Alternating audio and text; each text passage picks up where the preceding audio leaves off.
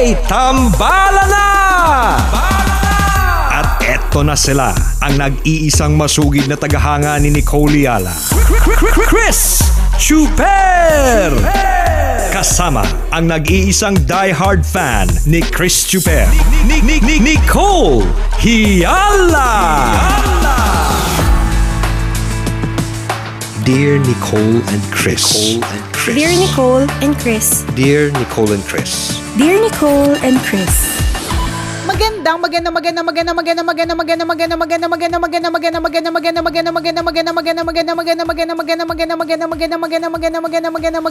morning, Luzon, Visayas at Mindanao, Metro and Mega Manila. Hi, partner! Kumusta ka ngayon, partner? I'm doing good. Nasaan ka ngayon? Ano pinagkakaabalahan mo? Sino kasama mo? Oh my God. Tatay. Hindi ko. Kaya yung mga tatay na may higpit dati. Hindi ko kinaya yung Q&A. Oo nga. Ang tindi ng Q&A. Ganyan ba yung parents mo? Ganyan ka ba sa anak mo? Hindi pa naman. Hindi pa ako umaabot dyan eh. Kasi syempre hindi pa naman teenager. Pero siguro pag teenager, baka. Saan ka nagpunta? Ginawa mo na ba yung assignment mo? Bakit kasama mo kagad yung mga kaibigan mo? Ano, text ka ng text? Hindi mo pa ako... hindi mo pa nga kinukuha. Ay, ginagawa ko na pala, partner. Oo, di ba? Nakikinikinita mo na, di ba? Kung gaanong taranta yung anak mo kapag sasalita ka ng ganyan, yung sunod-sunod ng tanong, ni isa wala siya nasagot sa tanong mo. Nakakaloka. Palibasa naman kasi, 'di ba, partner? Makaka-relate dito lahat ng mga magulang. Yung mga anak natin parang hindi nakakakita. Hindi nakita nasa harap ng basura, hindi pa pinupulot. Alam mo 'yun? Tama. Nakakalat ng gusto. Madami na nadisgrasya doon sa Lego, hindi pa pinulot. May nadapa na doon sa banana peel o balat ng saging, hindi pa rin pinulot, 'di ba? Tapos bukod diyan, partner, makailang beses kang nagsabi ng pangalan. Hihintayin mo pa na sabihin yung buo mong pangalan kasama yung para middle sumunod. name. Tama. bago sumunod. Yun din naman, 'di ba? Kaya minsan hindi mo rin na masisisi yung mga magulang kung bakit parang tunog nagger. Ano ba? Totoo. 'Di ba? Ang kulit eh. Tama nga yung sabi nila, no, maiintindihan mong lahat ang punto de vista ng mga magulang mo kapag naging magulang ka na rin. Ako, ngayon ko lang talaga din naintindihan kung bakit yung nanay ko dati paulit-ulit yung mga sinasabi niya, kung bakit ang taas-taas ng boses niya. Kasi ngayon, nung naging magulang na din ako, ay oo nga, no, ito rin yung mga linya sinasabi ng mga nanay ko noon eh. Correct, diba? Yung totoo. Yung tipong, kunyari, sinita mo yung bata, o kaya may iniutos ka lang, ang tendency niya, hindi mo nasusunod eh. Magbibingi-bingihan kasi busy sila sa ginagawa nila. So, ikaw naman, uulitin mo yung sinabi mo. To the point na mapipiko na sila kasi nakalimang ulit ka na bago sila sumunod. So di ba magagalit na sila, magdadabog na sila, hindi nila naiintindihan yung nanay. Di ba? Kung tutuusin, nakalimang beses na palang paulit-ulit na nag-instruct yung nanay, nagtanong yung nanay, hindi ka sumagot. So ngayon naiintindihan ko sila. Kaya akala natin paulit-ulit sila. Yung pala, hindi lang talaga tayo sumusunod nung bata tayo. Matigas ang ulo natin. Correct. Diba? At alam mo, hindi lang yung sa hindi pagsunod pagdating sa mga gawaing bahay, partner eh. Sa palagay ko, in all aspects eh. Halimbawa, pagdating sa mga relationships, ganyan. Noon, inis na inis ka sa nanay mo, hindi mo maintindihan kung bakit hindi niya masakyan yung jowa mo. Kung bakit hindi niya feel yung jowa mo. Kung bakit marami siyang opinion sa jowa mo. Pero hindi ba't? Noong naging nanay ka na, naintindihan mo na kasi yung anak mo, ayaw mo rin naman mapunta sa kung sino-sinong jowa lang, di ba? Tama. Maintindihan mo bigla kung yung mga hinaing niya, yung padrama niya, pagiging sensitive niya pagdating sa jowa mo. Kasi, ganun ka rin ngayon sa anak mo. 'Di ba? Hindi mo rin hahayaan na mapunta siya. Kasi, syempre, ikaw yung mas matanda, ikaw yung mas maraming alam, ikaw na yung mas maraming karanasan. So, ikaw na yung nakakakita kapag ka ang jowa ay hindi okay para sa anak o hindi. 'Di ba? Magigets mo talaga bigla-bigla na, kaya naman pala. 'Di ba? Hindi naman pala dahil sa masyadong OA o ang nanay ko o masyadong sensitive ang tatay ko, kundi dahil kasi at the end of it, kabisyo, they want the best for you. Yes. Yun naman talaga yun. Gasgas na yung mga salitang yun, mga kaibigan, di ba? Lahat totoo yun, na lahat pala ng sinasabi sa atin ng mga magulang natin ay para sa atin. Diba? Para sa kapakanan natin, para sa ikabubuti natin. Kaya wag po nating mamasamain. Minsan nagagalit tayo, nagdadabog tayo, nagtatampo tayo kasi nanay natin, ingay ng nanay ko. Paulit-ulit naman yung sinasabi niya, pero kung isusuriin mo pala talaga, diba? Kung isipin mo mabuti, para sa iyo din yun. At may intindihan mong lahat ito kapag naging magulang ka na rin. Totoo pala yun. Correct. O, diba? Kaya obey our parents, obey your parents, respect your parents, 'di ba? Love your parents, mga kaibigan. Tama. Huwag tayong magalit sa kanila kahit paulit-ulit yung sinasabi nila. Correct. Kasi gusto lang naman nila, ang punot dulo dito, una, gusto lang naman nila masaayos ang lahat. 'Di ba? At kung ikaw naman ay parent, isa lang ding reminder para sa'yo that you are doing a great job. Kasi may mga, syempre partner, Tuesday pa lang ngayon, syempre may mga feeling yung mga magulang na parang, oh my God, nag-umpisa pa lang yung linggo, parang wala na akong ginawang tama. Nakita ko sa online class, yung anak ko hindi masyadong nagpa-participate. Tapos yung isa kong anak, tinuruan ko namang kumain na maigi, ang kalat-kalat pa rin. Tapos hindi matapos-tapos yung mga kailangang hugasan o kaya labhan. Di ba yung mga ganon? Tapos parang makikita mo sa Facebook yung mga kaibigan mo, ang gaganda ng mga bahay, ang aayos, ang lilinis. Samantala, tinitingnan mo yung bahay mo, parang hindi mo ma-achieve. Di ba? Parang, kaya tuloy, Jungle, ang daming sabit, ang daming kalat. Correct.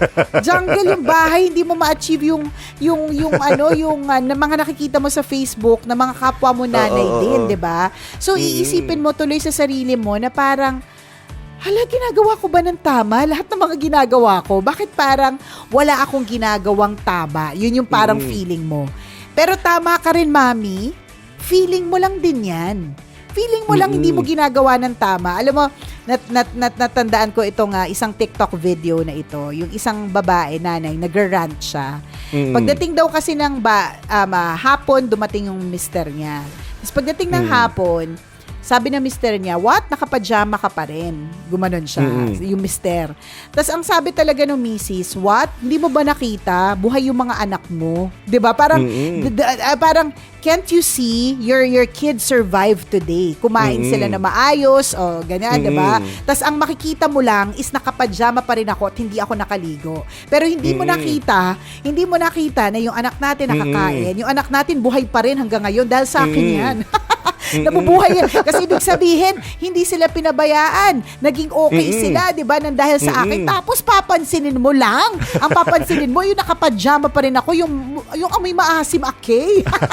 Alam mo, kumbaga parang, there are times na ma-feel mo na parang, hala, hindi ko nagagawa ng tama. Tsaka yan, yung isa pa partner, na parang, hapon na nakapajama ka pa rin. Hapon na hindi mo nagawa man lang na maligo o magpa-fresh. Pero samantala makikita mo yung mga kapwa mo nanay nakapag-Facebook live, yung mga kapwa mo nanay nakapag-lipstick pa, nakapag-selfie, nakapag-OOTD, samantalang ikaw hindi. Alam mo, lagi mo isipin, you are enough. And lagi mong isipin, you are doing a good job. The fact, tama. The fact na buhay yung mga anak mo hanggang ngayon. 'Di ba? Na healthy sila hanggang ngayon. Kumakain sila ng sapat, nakakausap mo sila, okay sila, 'di ba? It means that you are doing a good job. You are okay. Hindi mo alam, nanay, ang kwento ng mga taong maayos ang bahay. Merong meron ako nakitang partner, parang photo ng parang expectation versus reality. So expectation, sobrang ganda nung itsura ng kung nasan yung nanay na nagfe-Facebook live. As in, ang ayos talaga. May pa-flowers, may pa-vase, may, alam mo yun, ang ganda talaga ng setup. Tapos yung reality, dun sa kabila, partner, lahat ng gulo, tabo, kutsara, nakatambak lang sa gilid. Itinulak lang silang lahat. Itinulak lang lahat ng mga tambak, 'di ba? Oo, malay mo ganun talaga, 'di ba? Alang-alang sa picture, syempre di ka naman kukuha ng picture na gulo-gulo yung bahay mo, 'di ba? Syempre gusto mo ipahanga sa FB friends mo. So kailangan na angguluhan mo ng maganda kung saan wala nakitang mga nakakalat. So ganun lang isipin mo. Huwag mong isipin buong bahay malinis, 'di ba? Makintab ang sahig, walang sabit, walang kung ano-ano mga abubot kasi pinicturean lang yung angulo ng bahay kung saan maganda. Pero pag tiningnan mo yung buong bahay niyan, ganun din pareho lang kasi nga may bata sa loob ng bahay. Correct. Diba?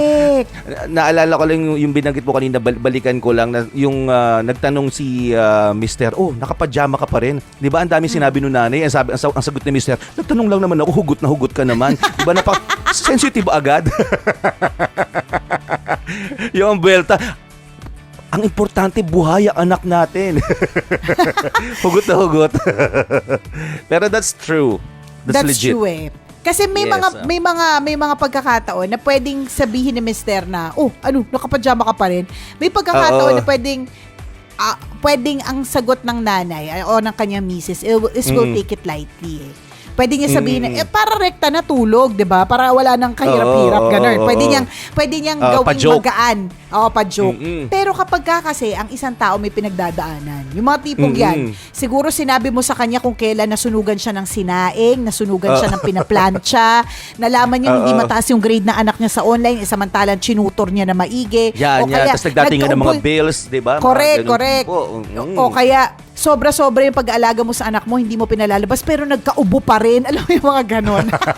So, alam mo yung, nangyayari talaga yung mga kaletsyahan na ganyan sa buhay eh. Tapos, pagka nagpatong-patong na nangyari yan, tas sasabayan mo ng, hindi ka pa naligo, or, nakapajama ka pa rin, hindi, makakatanggap ka talaga ng hugot, partner. Makakatanggap ka talaga ng hugot, and lagi mong tatandaan, hindi naman huhugot ng ganyan yan, kasi gusto niya lang umarte. Minsan kasi, alam mo, may toyo naman talaga ang mga babae. Aminado naman talaga kami dyan. We are extra sensitive, aminado naman kami dyan. Pero maging extra sensitive din yung mga mister at yung mga asawa. Kasi malay mo, meron din kasi siyang pinagdadaanan. na hindi pa niya nakikwento. Totoo yun. Oo, na hindi pa Legit yun. nakakwento. Legit talaga yun. Mga mga hugot talaga sa buhay. And alam mo, other way around, ganun din. Mrs. and mother, 'di ba? Para naman wag sabihin sa babae lang ko kumakampi, partner. Maaaring may hugot din si mister diyan sa eksena niyang nakapajama ka pa rin. Kasi siguro para lang kampihan ko si mister although di ko talaga siya kinakampihan at this point in time. Sa para hindi magtampo si mister. Para lang wag masabing hindi ako hindi ako para wag sabing hindi ako equal mag-isip, 'di ba? Pero malay mo may hugot din si Mr. with saying that kasi baka naman he misses the you na nag-aayos.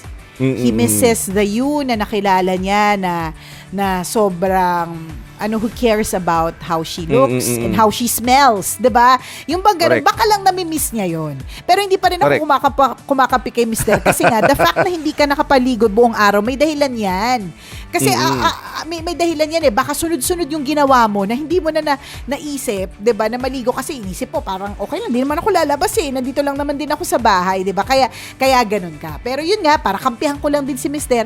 Baka lang din nami-miss niya yung yung ganyan kasi mo na dati postura ka, hindi ka na malabas na hindi ka nakakapag-ayos or hindi ka, alam mo yung ganun, ang tagal-tagal mo sa CR, alam mo yun?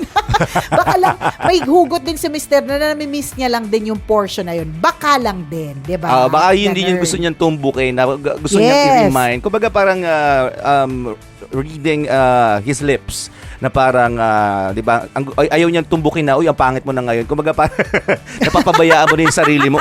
Naglalangis-langis na yung mukha mo palagi, ang dumi-dumi na ng mga kuko mo. Di ba? Ayaw niyang sabihin kasi mas lalo kang ma-offend. Hindi pong, halimbawa, pwedeng, implied yung pagkakasabi niya na ang ibig sabihin niya, pag-remind ito sa'yo na baka gusto mo mag-ayos ng sarili, di ba? Huwag mo pabayaan yung sarili mo.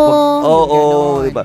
Mag-asikasuhin mo pa rin yung sarili mo. Tama, mga ganun tipo, huwag pabayaan. So, pwede mo rin tingnan sa ganung angulo. Pero tama ka rin sa sinabi mo, partner, kasi minsan sa sobrang bigat ng responsibilities at home, minsan hindi rin nare-realize ng mga mister, lalo na if they are working, syempre, sa mga offices nila. So, hindi nila nalalaman yung kung ano yung senaryo sa loob ng bahay. Kahit sabihin natin na sa loob ng bahay, minsan talaga nakaka-stress din yan eh. Pag sunod-sunod na yung ginagawa mo, tapos feeling mo hindi effective yung ginagawa mo sa bahay o yung mga ginagawa mo sa mga anak mo, talagang lalabas yung pagiging sensitive mo dito. Tapos ginatungan pa ni Mr. pagdating, di ba? Kasi hindi niya alam kung ano yung nangyari sa loob ng bahay. Talagang huhugot ng malaki si Mrs. na pagod na ako. Oo, ganon.